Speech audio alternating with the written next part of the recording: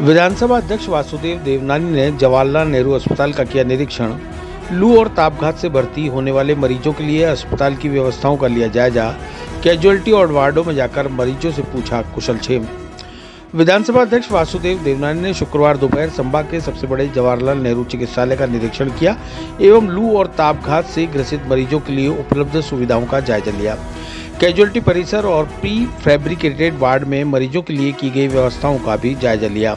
Casualty में तापघात से ग्रसित मरीजों के लिए अलग से व्यवस्थाएं की गई हैं, जैसे कि अलग से पलंगों का आरक्षण, कैजुअल्टी में अलग से ऐसे मरीजों को देखने की व्यवस्था, सीनियर रेजिडेंट और वरिष्ठ चिकित्सकों की नियमित 24 घंटे सेवाएं, ऐसे मरीजों के लिए बर्फ की उपलब्धता, कैजुअल्टी परिसर में पेशेंट को शिफ्ट करने के लिए ट्रॉलियों की व्यवस्था, कैजुअल्टी परिसर के सामने मरीजों के परिजनों के लिए बैठने के लिए टेंट और पेयजल की व्यवस्था का जायजा लिया और उन्हें सराहा। साथ ही ट्रॉलियों के लिए उपलब्ध वार्ड बॉय के बारे में भी जानकारी दी। डॉक्टर श्याम भूतड़ा ने देवनानी को अवगत कराया कि मेडिकल रिलीफ सोसाइटी की ओर से नई भर्ती के प्रस्ताव स्वीकार हो गए। शीघ्र और वार्ड बॉय लगाकर स्टाफ की कमी को दूर किया जाएगा। प्री फैब्रिकेटेड वार्ड का भी निरीक्षण किया और वहां उपलब्ध सुविधाओं को सराहा। मरीज के साथ आने वाले रिश्तेदार के लिए बैठने की व्यवस्था की जरूरत पर जोर दिया। दोनों वार्डों में देवनानी ने मरीजों की कुशलक्षेम पूछी और किसी भी प्रकार की तकलीफ के बारे में जानकारी ली। मरीजों ने भी उपलब्ध सुविधाओं पर संतोष जताया। नर्सिंग कर्मी की कमी के बारे में पूछे जाने पर उन्हें बताया गया कि आचार संहिता के बाद नर्सिंग कर्मियों की एजेंसी की मार्फत नियुक्ति की जाएगी।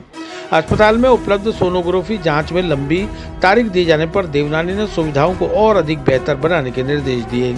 निरीक्षण के दौरान अतिरिक्त प्रधानाचार्य डॉक्टर एस के भास्कर, अतिरिक्त प्रधानाचार्य डॉक्टर श्याम भूतड़ा, अतिरिक्त अधीक्षक डॉक्टर जी.सी. मीणा, वरिष्ठ आचार्य डॉक्टर नरेंद्र शाह, उप अधीक्षक डॉक्टर अमित यादव सहित अन्य वरिष्ठ चिकित्सक मौजूद रहे। पूरे राजस्थान में हीट वेव चल रही है, जिसके कारण से कई जगह तापक्रम 47, 48 यहाँ तक 49 तक भी गया और अजमेर में भी पिछले दो तापक्रम लगभग 46 तक दो एक बार टच किया है। और उस कारण से इस समय राजस्थान की सरकार कोई भी हीट वेव से प्रभावित उसको समय पे इलाज मिले, पूरी सुविधाएं वहाँ हो, उस दृष्टि से आज JNN हॉस्पिटल में मेरा आना हुआ और अभी यहाँ के अधिकारियों से और डॉक्टरों से सारी चर्चा भी हुई। यहाँ काफ़ी व्यवस्थाएं तो की, जिसमें बर्फ़ की भी काफ़ी बड़ी यहाँ पे मात्रा में उपलब्धता है। पेशेंट्स के लिए बेड भी इन्होंने आरक्षित किए हैं और डॉक्टर्स भी राउंड द क्लॉक बता रहे हैं। तो इनको बताया कि अभी इसमें राउंड द क्लॉक सीनियर आदमी भी यहाँ पे अटेंड करें और हर आने वाले को ट्रॉली उपलब्ध हो और ट्रॉली के साथ साथ उसको ले जाने वाला व्यक्ति भी हो। हालांकि इन्होंने बताया कि इसकी दृष्टि से इन्होंने अभी हाल ही की मीटिंग में कुछ उसकी संख्या बढ़ाई है, बस संख्या पूरी तरह बढ़े। अजमेर में कोई भी हीट वेव से कोई उससे कोई जनहानि न हो, उसको सुरक्षित रूप से उसका इलाज हो, इसकी व्यवस्था करने के लिए मैंने निर्देशित किया है। और कुछ वार्डों में घुमा भी हूँ और कुछ पेशेंट से भी मिला हूँ। लगभग पेशेंट्स संतुष्ट है या व्यवस्था है, फिर भी इसको और व्यवस्थित करने की आवश्यकता लगती है।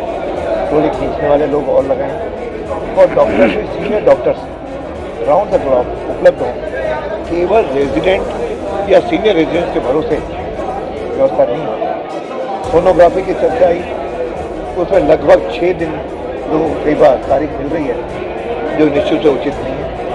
हालांकि इनको अभी 4 मशीनें ऑपरेट कर रही हैं, लेकिन इसमें संख्या बढ़ानी हो तो उसका प्रस्ताव दे दें और यदि उसको राउंड द क्लॉक चलानी हो तो जो 2 शिफ्टों में चलाएं। हॉस्पिटल का टाइम 8 से 2 है, उसका 2 बजे बाद एक अन्य स्टाफ को इंगेज करके उन मशीनों से लोगों को सोनोग्राफी से कम समय में उनकी सोनोग्राफी हो सके, ताकि वो लोग स्वस्थ हो सकें। और भावी योजनाओं के रूप में भी मैंने इनको कहा है कि अभी तो हीट वेव है, हीट वेव के बाद शायद बहुत जल्दी बरसात तो चाहे केरल में तो आ गई, शायद अगले 20-25 दिन में राजस्थान को टच करेगी और उस समय बरसात के कारण हॉस्पिटल की व्यवस्थाओं में किसी प्रकार की कोई बाधा नहीं हो। पिछली बार ऑर्थोपेडिक में पानी आ गया था, एक पैथोलॉजी लैब थी उससे पानी आ गया था, वह ना है उसको सुव्यवस्थित करें। अभी तो इन्होंने ऑर्थोपेडिक वार्ड ऊपर लेने का निर्णय किया है और नीचे ओपीडी चलाएंगे, लेकिन वह भी ठीक ढंग से चले, व्यवस्थाएं हों, पानी कहीं से टपके नहीं, कहीं से कोई प्लास्टर उखड़ करके नीचे नहीं आए। इन सारी बातों को सुनिश्चित करना और ड्रेनेज सिस्टम को ठीक करना, इस तरह से बताया, इनको निर्देशित किया है। मुझे लगता है कि इस बरसात में किसी प्रकार की कोई कठिनाई नहीं आएगी। यहाँ के सुप्रेंट और उनकी पूरी टीम इस ओर पूरा ध्यान दे करके यहाँ आने वाले हर पेशेंट को अच्छा ट्रीटमेंट मिले। सरकार का भी ये सोच है और अजमेर के प्रतिनिधि होने के नाते मेरा भी ये है, और इनको कोई कठिनाई हो तो बताएं, जिसका हम समाधान करेंगे।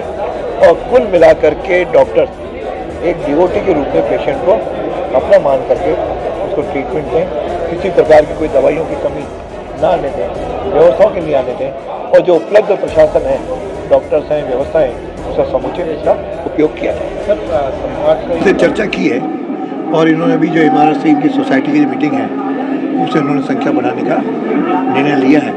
इनको कहा है तुरंत उसके लिए आप अपॉइंटमेंट या इंगेज कर लीजिए, और उसके बाद भी कमी होती है तो इसमें और इनसे हम भर्ती करने के लिए कहेंगे, ताकि किसी भी पेशेंट को दिक्कत या ना आए। पैसे की और साधनों की सरकार की ओर से कोई कमी नहीं रहेगी।